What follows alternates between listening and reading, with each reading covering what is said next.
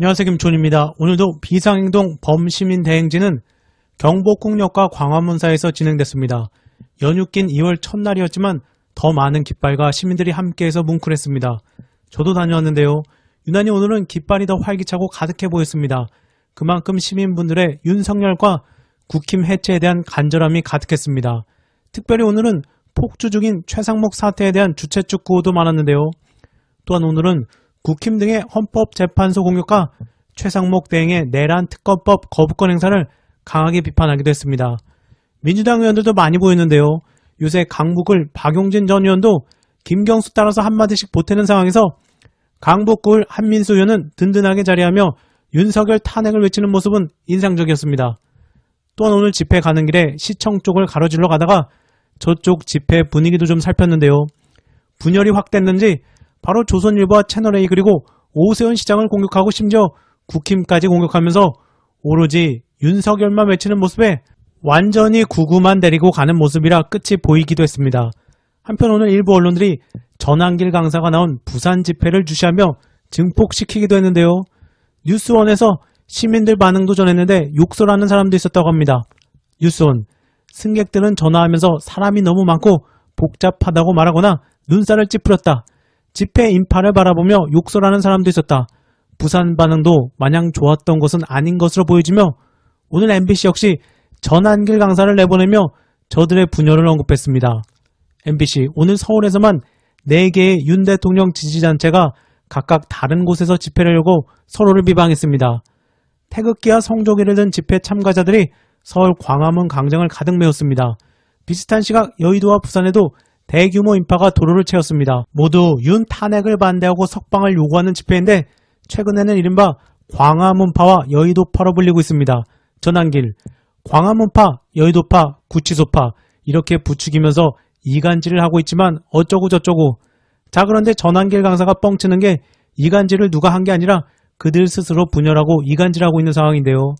지들 사이 갈등이 커지며 한 곳에 모여 집회를 열지 않고 각자 집회를 연 것이고 앞서 여의도 집회에서 발언한 전한길 씨도 특정 유튜버들 앞에선 발언하지 않겠다고 말해 지난달 30일 서울 구치소 앞 집회에서 광화문파에 의해 쫓겨난 것인데 애써 외면하는 모습입니다.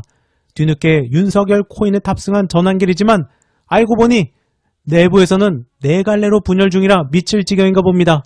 관련된 내상에서는 구구라는 것들은 이념도 없고 오로지 돈만 목표로 하는 게 만천하에 드러났고 그와 같이 하는 내란 동조당도 천박하고 그냥 나라를 위해 없어져야 할 것들임. 이어서 숙명여대 심각하네요. 숙대 민주동문회장이 분노한 이유.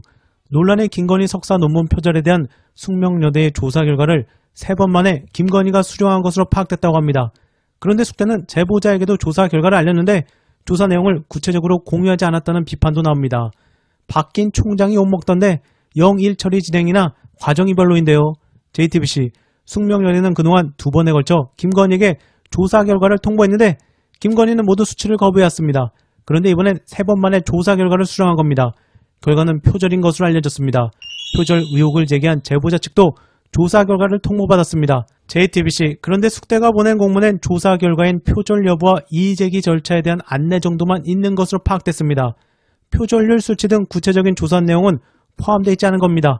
3년 전 제보자인 숙대 민주동문회는 현직 교수들과 함께 논문을 자체적으로 검증했고 표절률 최소 48%라는 결과를 바탕으로 학교에 공식 조사를 요청했습니다. 숙명여대 민주동문회장, 저한테는 표절률이 되게 중요합니다.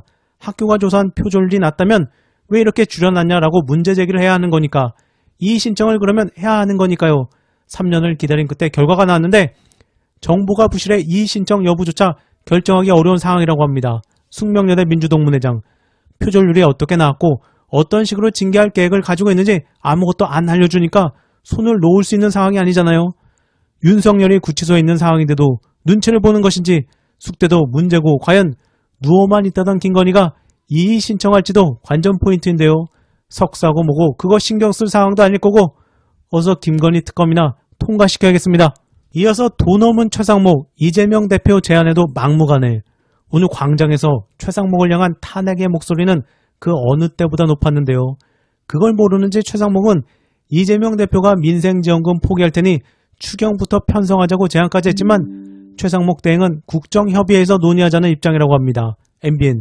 최 대행은 입장을 조금 더 취재해보니 한 가지 전제가 있었습니다. 반도체 특별법 등 민생법안 논의 없이 추경협의는 불가능하다는 것입니다. 연일 추경을 주장하는 이재명 대표는 민생지원금 포기 의사까지 나타냈습니다.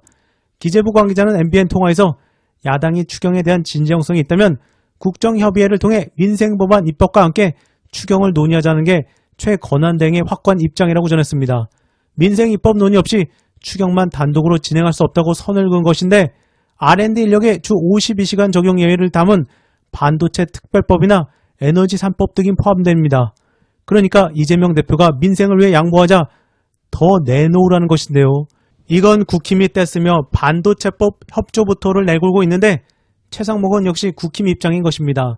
내란 조사 특검은 계속 거부하면서 협력을 언급하면서도 또 더 내놓으라고 요구하는 것인데요. 또한 마은영 임명보류위원 결정이 나와도 최상목은 곧바로 임명하지 않을 수 있다는 이야기가 나오는 상황에서 JTBC 역시 기재부 관계자 소식을 후속으로 전하며 다만 여야 합의가 이루어졌을 때만 임명할 수 있다는 최 대행의 입장에 대해 바뀌진 않을 것으로 한다고 말했습니다.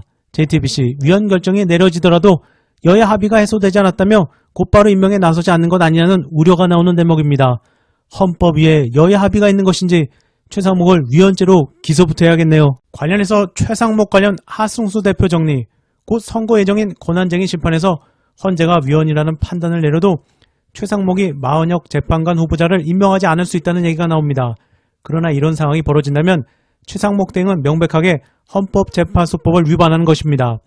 따라서 헌재가 헌법재판관 임명을 하지 않고 있는 부자기가 위원이라고 판단하는 인용 결정을 한다면 최상목 대행은 헌법재판관 임명을 해야 합니다. 그렇게 하지 않는다면 최상목 대행은 위원 위법을 저지르게 되는 것입니다. 물론 헌법재판소가 위원 판단을 하더라도 권한대행이 임명을 하는 절차가 필요한 것이 맞고 헌법재판소의 결정이 임명 절차를 대신할 수 있는 것은 아닙니다. 그러나 헌법재판소의 결정이 있으면 최상목 대행은 이를 따를 의무가 있는 것입니다. 헌법재판소의 결정에 따른 의무를 이행하지 않으면 그는 위원 위법을 저지르게 되는 것이고 이후의 정치적 책임은 물론이고 법적인 책임도 져야 합니다. 대통령 권한대행으로 있을 때에는 그 책임을 잠시 면할 수 있을지는 모르나 그가 민간인이 되는 순간 직무유기를 포함한 법적 책임을 져야 할 것입니다. 뿐만 아니라 그는 법치주의를 심각하게 훼손한 자로 두고두고 기억될 것입니다. 권한대행이 사법부의 결정을 대놓고 무시하는 것은 또 다른 법치주의 파괴 행위이기 때문입니다. 일단 김병주 최고위원부터 다시 탄핵을 언급했습니다. 김병주, 문제는 키가 최상목 권한대행이 임명을 미루는 거예요. 그러면 상당히 그 정도 되면 우리가 탄핵을 해야 하지 않겠느냐라고 생각이 드는데 진짜 고민이 너무 많습니다.